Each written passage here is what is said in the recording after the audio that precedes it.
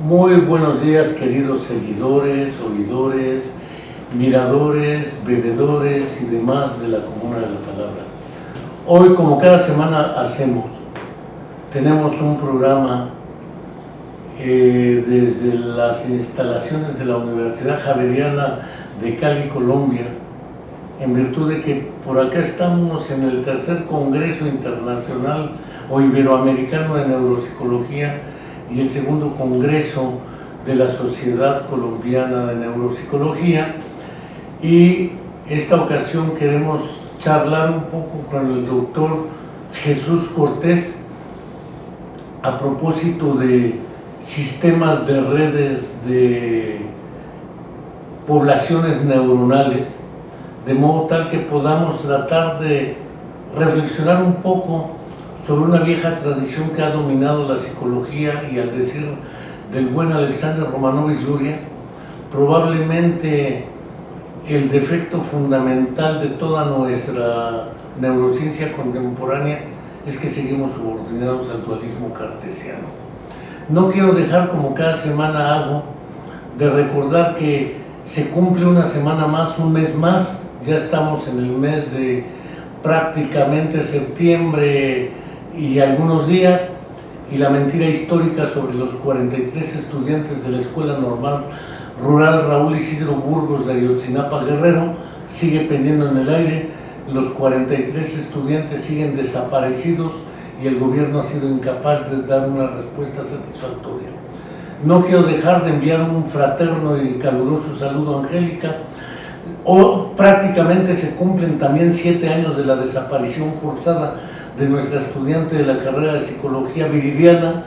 Le queremos decir, como cada semana hacemos, que no están solas, que viva la llevaron, que viva la queremos, y seguimos esperando a Viridiana. Sin más preámbulo, agradezco al doctor Jesús Cortés, que viene prácticamente desde el País Vasco, de Ikerbasque, a propósito de este tipo de investigación y su relación con los síndromes neuropsicológicos, con cierta sintomatología de ciertos síndromes, y una reflexión interesante a propósito de la noción de redes neuronales, conectomas y toda esta circunstancia que merece la pena tratar. Pues planteado hasta ahí el punto, le dejo la palabra al doctor, si no, no lo dejo hablar. Y como cada semana, muchas gracias, doctor. Y pues muchas gracias, Enrique, por la invitación de venir aquí a este foro. Pues sí, pues nosotros en el laboratorio de neuroimagen del Instituto Biocruces Vizcaya, que está en País Vasco, pues tenemos un grupo de yo de formación lógicamente soy físico, pero con ingenieros y también radiólogos, pues intentamos un poco entender un poco lo que es el procesamiento cognitivo y también el cerebro patológico desde el punto de vista de las redes. Entonces, desde el punto de vista para gente formada en disciplinas como la física o la ingeniería, pensar en el paradigma de redes es algo muy natural, no solo tenemos muy intrínseco a nuestras carreras, a nuestra formación, lo podemos ver desde redes de sociología hoy en día, o redes de transporte, o redes en biomedicina, en proteínas, en metabolómica, etc. Pero en la neurología pues es algo que pues llevará aproximadamente pues 10-15 años, pero todavía pues hay una gran inercia y todavía pues sigue siendo algo que no está suficientemente aceptado. Pero desde el punto de vista de patología es algo que en la clínica diaria pues los clínicos lo observan continuamente. Es como, por ejemplo, cuando después de un daño adquirido, cuando se miran ciertos pacientes por dónde se están esas lesiones, pues se ve que hay una heterogeneidad muy grande entre diferentes pacientes. Entonces, como en esa heterogeneidad tan variable, tan dependiente de cada una de las lesiones, ¿cómo es posible que tengan síntomas iguales, ¿no? Entonces, el razonamiento que nosotros hacemos y que mucha gente está haciendo es que posiblemente todas esas lesiones estén dentro de una misma red, ¿no? Entonces, de esa forma se pueden mapear, digamos, se pueden mapear lo que son síntomas con con diferentes redes. Así podríamos hablar de redes en síntomas, por ejemplo, como tener hemicoreas, o síntomas como tener amnesias, o incluso grandes preguntas como puede ser la depresión, otro tipo de digamos ya más aspectos más incluso psiquiátricos. A ver, es interesante lo que planteas, doctor, porque nuestra tradición cartesiana y nuestra tradición frenológica o localizacionista, incluso en Facebook cualquiera puede leer, científicos han descubierto que tal zona del cerebro tiene que ver con el pensamiento mágico, y otras investigaciones, no dicen cuáles ni en dónde, demuestran que la idea de Dios se localiza en tal zona del cerebro. Planteado en términos clínicos desde prácticamente antes de Broca en 1861, se pensaba que una lesión en determinada zona provocaba cierta sintomatología. Pensemos la afasia. Una lesión en la llamada área de Broca provocaba alteraciones del lenguaje. Sin embargo, puede haber lesiones, el lenguaje expresivo, puede haber lesiones que no estén en el área de Broca y se manifiesten con síntomas similares que aparecían en la afasia de Broca, por así decirlo.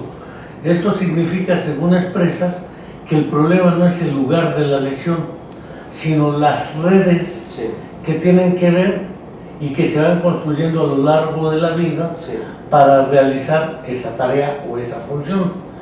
Esto implica que, más que pensar en zonas cerebrales, habría que pensar en vías, canales, acueductos, carreteras, valgan las expresiones poco elegantes que estoy utilizando, pero probablemente una zona se conecta con otro a través de vías. No, así es. Incluso, por ejemplo, en cirugía de Parkinson, cuando hacen estimulación en núcleos subtalámicos, pues se observa muy bien que a veces, incluso no estando donde debería de estar en el sentido de localizacionismo, pues esa estimulación puede ser más efectiva o menos efectiva, y es precisamente porque no es tanto el sitio, sino aquellas carreteras que van al sitio. Y entonces, que el cerebro es una red de redes es algo conocido, pero lo que es realmente interesante es cómo estos diferentes procesos se pueden codificar en redes muy específicas y diferenciadas. Es decir, históricamente le hemos dado más importancia a la sustancia negra o gris y hemos obviado por no sé qué razones la sustancia blanca, que es la sustancia que representa todas esas vías y conexiones. Pensemos la conexión entre un hemisferio cerebral y otro. Están conectadas por lo que es el cuerpo calloso y el quiasma óptico, de modo tal que lo que pasa en un lado del espacio se transmite simultáneamente a ambos hemisferios cerebrales.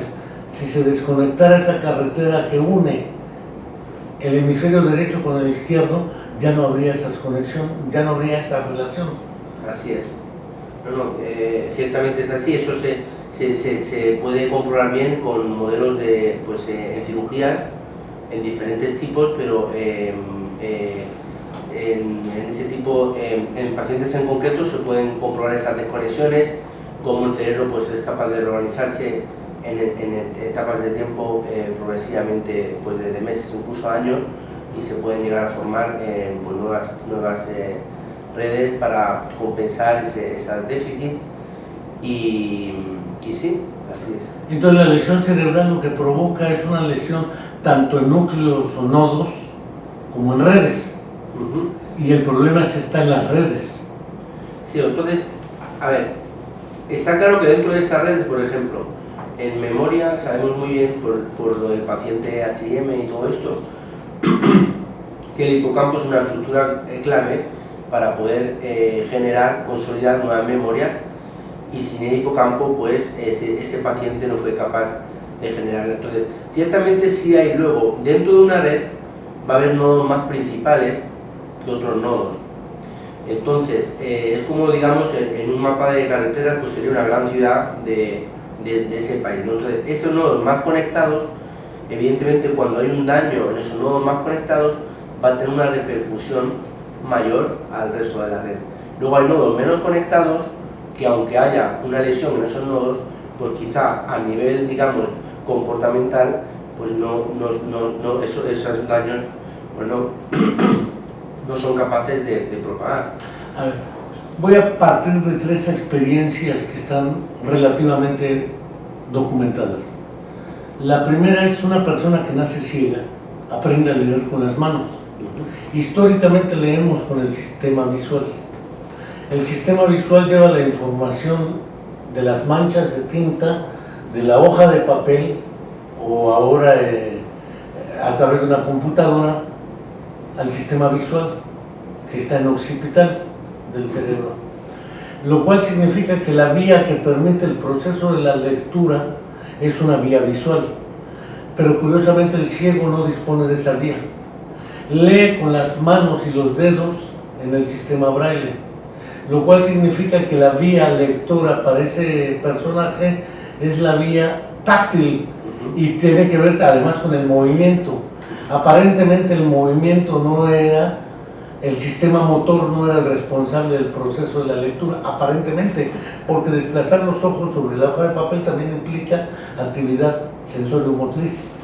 Pensar en las manos que leen el braille implica pensar en una nueva red que conecta el sistema 100%. de comprensión lectora, no importa si entra por la vía somatosensorial o sensorio-motriz, o si entra por la vía visual, o el sordo que por vía visual comprende el lenguaje que él no articula porque no habla. Entonces él ve una lengua de señas con la cual comprende el discurso, está entrando por otra vía y por otros medios, pero probablemente a los mismos nodos. El problema no son los nodos, el problema son las vías, aparentemente. Pero ¿qué pasa si se lesiona el nodo? Pues eso hay trabajos, por ejemplo, de Bullmore en Cambridge, que es un psiquiatra muy influyente en el campo de neurociencia de redes.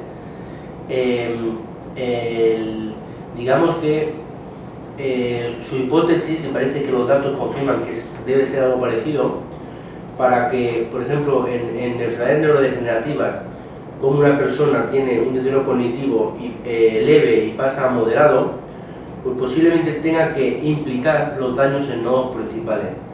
Entonces hay, digamos, personas que con cierta reserva cognitiva u otro tipo de sistemas de compensación que tienen, pues pueden aguantar mucho más la neurodegeneración siempre y cuando los nodos muy principales de esa red no se dañen.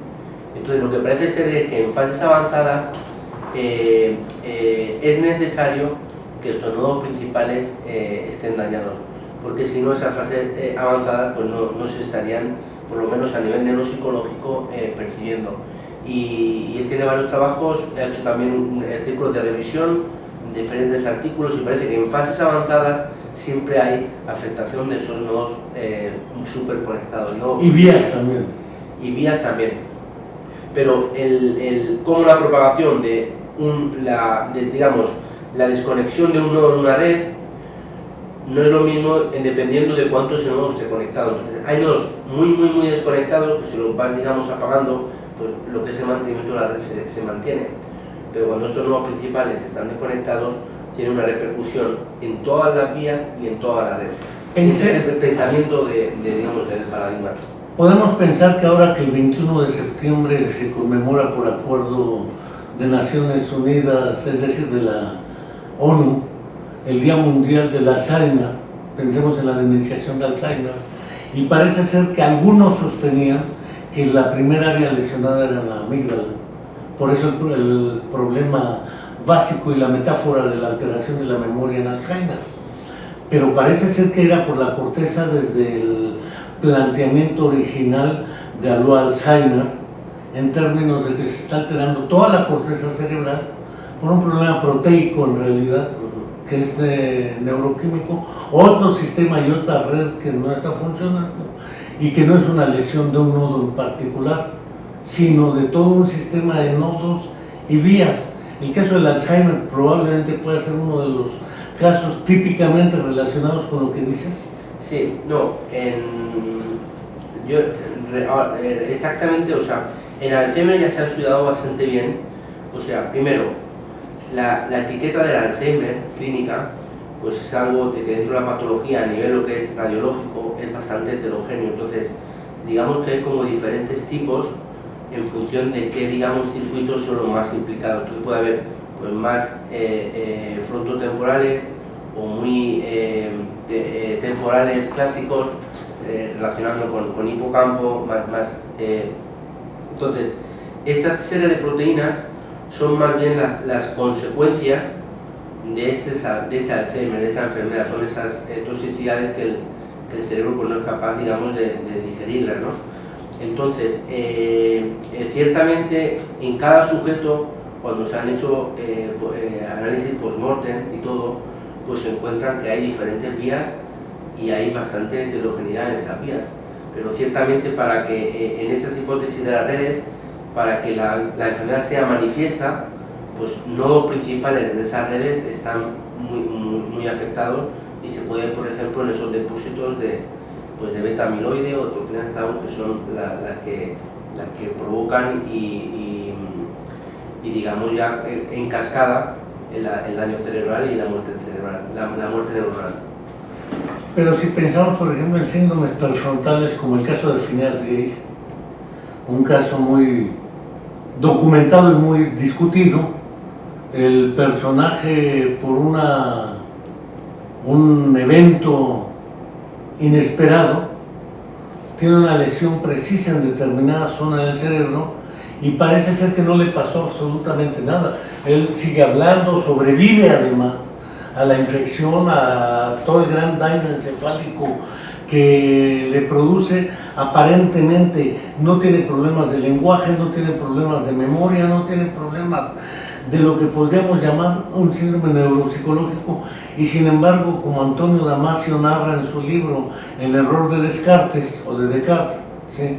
Phineas Gage ya no era Phineas Gage, es decir, la identidad, la personalidad, más que localizarse en los lóbulos frontales, tiene que ver con toda una serie también de redes y nodos.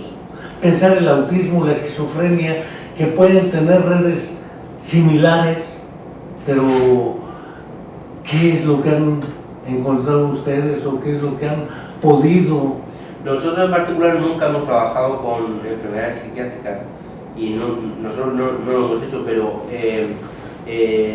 lo que se sabe bien, por ejemplo, es que, por ejemplo, en el autismo, la heterogeneidad que hay en las diferentes redes, clases, etcétera, hace que hoy en día, por ejemplo, no se sepa bien radiológicamente esas características de la enfermedad del autismo.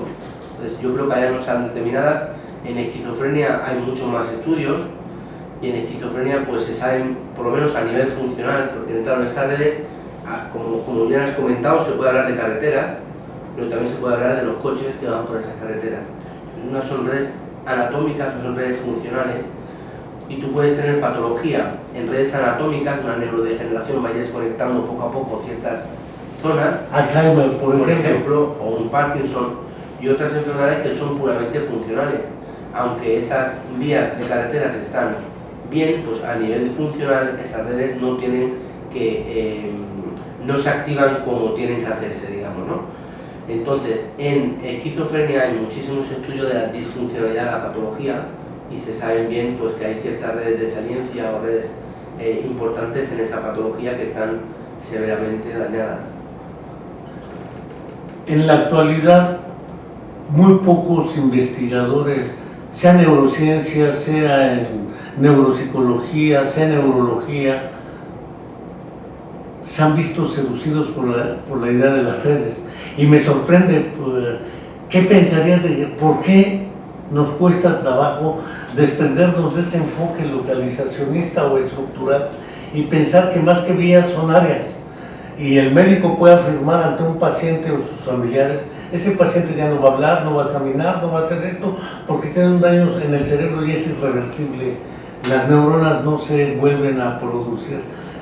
Hay varios mitos al respecto, sin embargo, ¿por qué no ha pegado esta versión que me parece muy coherente y muy lógica? Yo tengo que decir que desde el punto de vista metodológico, o sea, hay una comunidad importante de físicos, ingenieros que trabajan en conectómica, una comunidad importante que a su vez dentro de la comunidad de neurociencia pues son muy pocos, pero son unos cuantos cientos, digamos, en el mundo que hacen conectómica bastante bien, pero dentro de lo que es, por ejemplo, la Sociedad de Neurociencia Americana, pues hay 40.000 asistentes, pues a lo mejor son un 5% o menos.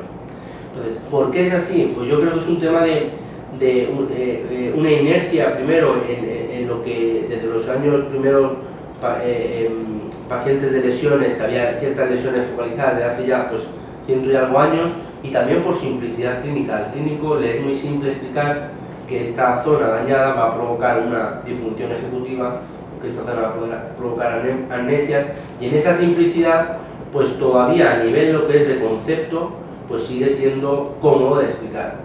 El tema de las redes pues requiere un cambio de pensar y complican bastante el caso, digamos, n=1 de un solo sujeto. ¿Qué le pasa? Pues claro, es mucho más complejo intentar pensar en forma de redes, porque primero te las tendrías que determinar, tienes que tener buenos controles de saber qué redes son las alteradas, etc. Entonces yo creo que complejiza un poco la casuística individual de cada sujeto, pero le da toda una homogeneidad a lo que es la población y a la patología, y te permite entenderla de forma, yo entiendo, pues mucho más interesante. Has utilizado dos conceptos que quizá valga la pena precisar. Uno es el de conectómica, es un concepto poco conocido, y la noción de conectoma, pese a que ha venido ocupando cada vez más su lugar en el discurso científico y de la neurociencia o las neurociencias. ¿Qué es un conectoma y qué es la conectómica? A ver, los primeros trabajos, pues hay un profesor, Olaf Spons, en Indiana, pues es un poco como el creador de estos conceptos en términos de nombres, aunque había otros investigadores que ya utilizaban. Entonces el conectoma básicamente es determinar en un mapa cómo cada región del cerebro se conecta con todas las otras, y tener en ese mapa, yo puedo decir, esta zona con esta se conecta a esta zona, y en esa plantilla es lo que se llama el conectoma. Entonces el conectoma se puede trabajar o a nivel anatómico de estructuras grandes, cómo se conecta la amígdala con el hipocampo, por ejemplo, pero también se puede bajar a mucha más resolución a nivel de lo que se llama un voxel, que es un píxel de la imagen, y podríamos decir, en los 300.000 píxeles del cerebro, a nivel de milímetro, cómo cada píxel se conecta con cada píxel. Entonces, si codificamos matrices así, en tamaños de voxel pequeños, incluso por debajo del milímetro, puedes tener pues varios cientos de gigabytes en una matriz de ese tipo. Hay una matriz de información muy importante de cómo cada zona se está conectando con cuál.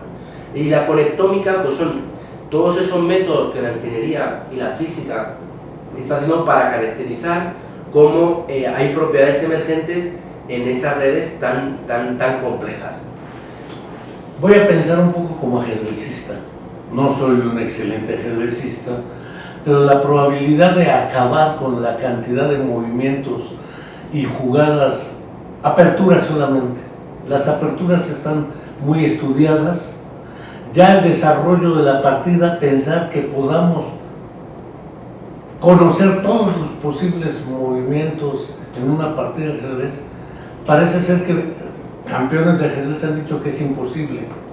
Podríamos pensar en la imposibilidad de realizar un mapeo conectómico del cerebro, porque tendrá un límite como para poder hacer el mapa o la conectómica, o en realidad es un sueño irrisorio que nunca vamos a lograr, porque conocer las probabilidades del cerebro en conexiones, solo en la compensación, que pensaban los ciegos, sordos, son estrategias de realizar por otras vías y por otros medios lo que normal o usualmente se realiza por ciertas vías, lo cual implica que la probabilidad casi infinita de conexiones haga imposible la tarea. ¿Puedo pensar en esa imposibilidad o estoy rayado en el escepticismo? No, 100%. Por ejemplo, la iniciativa americana, la que impulsó Obama del Brain Initiative,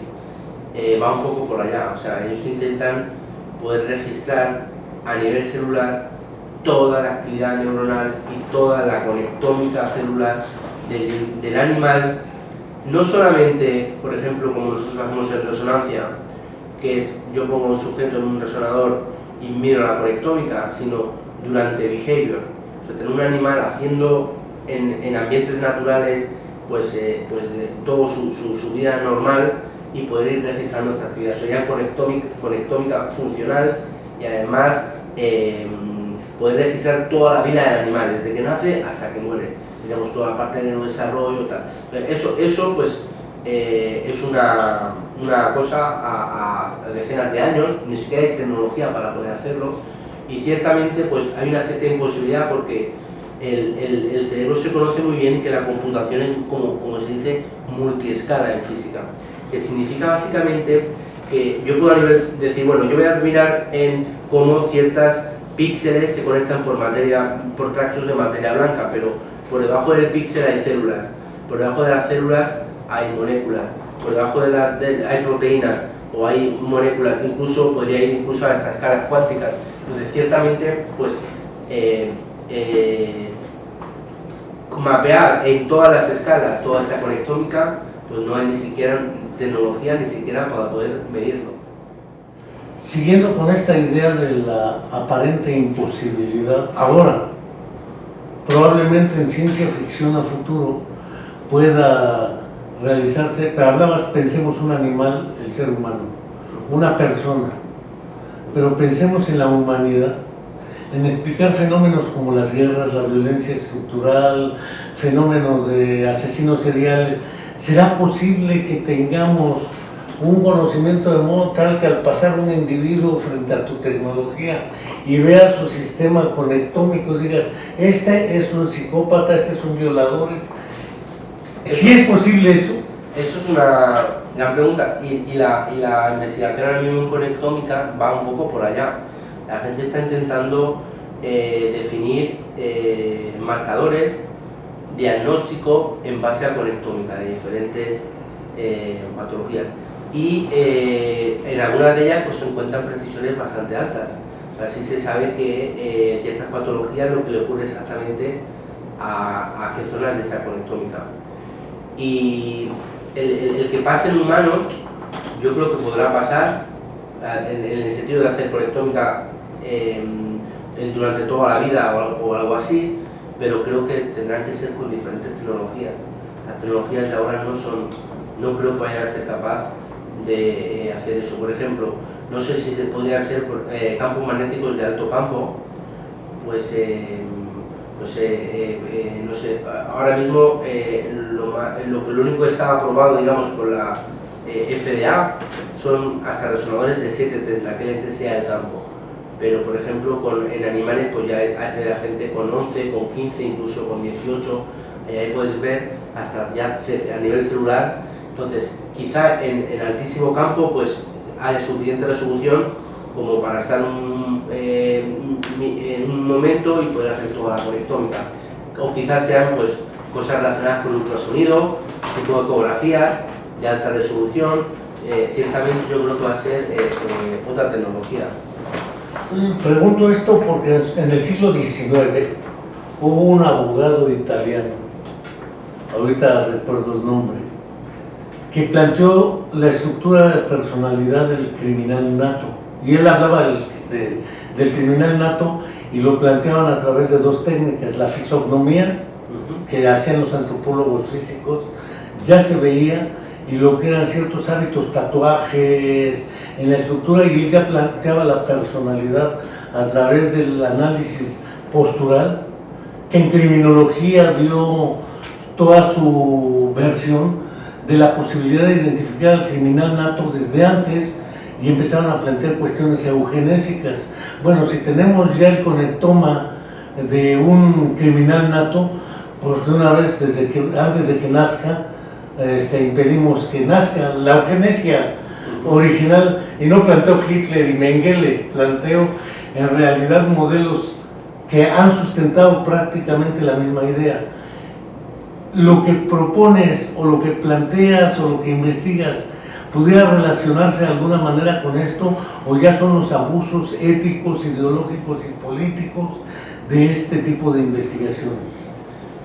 No, ciertamente con todo el conocimiento pues puede haber un buen uso y un mal uso, y ciertamente pues si llegáramos a ser capaces de poder identificar claramente cuáles son los conectomas, digamos, delictivos, y poder impedir que eso pues seguramente pues habría una intervención y todo eso, pero yo creo que ahora mismo todavía estamos bastante alejados de esa situación, pero ciertamente pues puede traer situaciones de ese tipo. Sí, porque César Combroso es lo que planteó originalmente al armar toda una técnica jurídica y de peritajes psiquiátricos y antropológicos forenses que marcaban la posibilidad de identificar al criminal nato desde antes de que cometa el crimen. Y eso ya habíamos platicado a propósito del autismo. Pasa un muchacho por tu sistema y ya puedes decir este es Asperger, este es Kanner, ¿se podía? Fíjate que justamente lo que planteaba antes, eso empezó aproximadamente en el año 2005-2006, hubo un movimiento impulsado por un neurocientífico, Red Montaret, donde ellos llamaron neuroleyes, y iba un poco lo que estaba justamente diciendo. Era un poco lo que es un comportamiento delictivo, pues puede estar modulado por cómo sea, digamos, las bases neuronales de ese sujeto. Para algunas personas puede ser puramente delictivo, pero para otras puede ser una consecuencia de esa patología. Y en esa consecuencia de la patología, la propia ley debería actuar de forma diferente y todo. Son conceptos muy interesantes, y gente muy influyente pues está poniendo su granito de arena, y yo creo que ciertamente ahí hay muchas posibilidades. Es decir, es necesario reconocer que hay ciertos límites, no hablo de éticos, jurídicos, políticos, de voluntad política, al impulsar este tipo de investigación nos permite resolver ciertos problemas en la práctica clínica. Pensemos la amnesia nada más. Es evidente que la amnesia puede aparecer en el síndrome de Korsakoff. La amnesia puede aparecer en la demenciación de Alzheimer y en casi todas las demenciaciones. La amnesia puede aparecer en traumas selectivos como HM, en el caso clásico, y todos los estudios de Alan Baddeley y otros sobre las alteraciones de la memoria. Pero pensar en los excesos de la memoria, como plantea Jorge Luis Borges, en Irineo Funes, el memorioso, o como plantea Luria en Shereshevsky, el de la mente del mnemónico, que es un tipo que tiene supermemoria prodigiosa, porque siempre pensamos en el déficit, en la ausencia de, o en la pérdida, pero en la incapacidad. El olvido debe tener una función hasta emocional. No olvidarte de aquello que te mortifica, sería dramático vivir siempre eso sin poder olvidar. Lo decía Eric Handel, ¿no? Claro. El inicio todo eso, estudio de la memoria, precisamente por intentar comprender pues las malas experiencias, ¿no? Entonces, el tema del olvido es un tema fascinante, y desde el punto de vista incluso molecular, y hay buenos investigadores trabajando en ese tema. Luego, el tema de tener super habilidades cognitivas, el otro caso, que también es patológico. Un caso muy interesante son los savants. Sí, los savants autistic que han estado estudiando gente, pues, como Ramachandran, y gente realmente excepcional en neurociencia. Pues son esos pacientes, por ejemplo, el Kim Peek, de Rayman, Computer ¿no? Peek. Entonces esta gente, pues, a lo mejor no es capaz de abrocharse una camisa, pero es capaz de leer con el ojo izquierdo una página, con el ojo derecho la otra, y leerlo. No, ya se sabía que Kim Peek no tenía cuerpo calloso, por ejemplo. Exacto. No tenía las vías de conexión. Exacto. Y le salió ventajoso. Exacto. Pero hay otro tipo de savant, gente con unas habilidades extraordinarias, y que la neurociencia de la conectómica actual y todo no es capaz realmente de explicar cómo eso es así. O sea, entonces ciertamente yo creo que a la neurociencia todavía le va a quedar muchos años. Que aún hoy presentemos esos retos y esas debilidades no significa que no sea la mejor vía de aproximación al conocimiento del cerebro. Por supuesto, es que es complejo, o sea, como una persona pues no olvida ninguna fecha el tiempo que hacía el 12 de enero de 1986, soleado. Por la mañana empezó lluvioso, soleado y por la noche. Hay un savant que tiene esa codificación. Eso es algo realmente, ni siquiera sabemos dónde lo codifica, si son impregnaciones de memoria como las personas normales, a lo mejor no lo son. Ciertamente la neurociencia, pues como ciencia que es, pues intenta, digamos, homogeneizar en grupos, en síntomas, pero luego cada sujeto individual pues es una neurociencia diferenciada y aparte. Entonces, entender el cerebro ya individual, eso es realmente el desafío de la neurociencia. Algo que presentaste en tu charla el día de ayer y que me parece maravilloso y genial, independientemente de mi categorización, porque no soy quien para decir eso. Diferentes lugares y lesiones, independientemente de la causa de la lesión. Puede ser un ictus, trauma de cráneo, un ictus, un EBC, lo que gustes. No importa. No importa mucho la zona donde se produce el daño, porque tú presentaste imágenes donde 17 personas tienen 17 tipos diferentes de lesión y sin embargo las 17 tienen la misma sintomatología. Eso te lleva a suponer que el problema no está en el núcleo, sino en el conectoma, en las redes que conectan esos núcleos. Porque de otra manera, ¿cómo explico? La misma sintomatología en diferentes síndromes, ante diferentes daños, pero la misma. ¿Qué está pasando ahí? Fíjate que la clínica durante mucho tiempo pues ha prestado mucha atención en qué tipo de lesión es, porque va a ser muy diferente tener un tumor que tener un ictus, y ciertamente lo es. Pero en términos de conectómica son daños a zonas conectadas en esa red. Entonces, si el síntoma es realmente bien claro y bien diferenciado y lo puedo realmente reconocer entre diferentes sujetos y todos tienen realmente el mismo síntoma y son personas con daño adquirido, no son personas que durante el tiempo por una depresión continuada o una neurodegeneración desarrollan una patología, sino son personas que estaban bien, tienen ese daño adquirido, desarrollan el síntoma. Si eso es así, pues la única forma de entender eso es mediante la conectómica. Pero esa conectómica también fue construida social e históricamente en el individuo, porque pensemos que no importa el lugar del daño, la causa del daño, etc. Todos presentan la misma sintomatología. Pensemos un síntoma, la alexia. Todos presentan alexia, pero todos eran alfabetizados, de otra manera no parecería la alexia. Si fuera analfabeto en el curso de su vida, pues ese conectoma para leer y comprender el texto escrito no se alteraría porque no lo construyó. Es decir, la conectómica es una representación de la vida sistemática de un individuo en su contexto, porque de otra manera, ¿cómo entendería esa similitud sintomatológica? Porque la mayoría de los pacientes que presentan esos síntomas tienen cultural e históricamente, regionalmente, contextos similares. Pero esa es una especulación la que estoy planteando. No, ciertamente.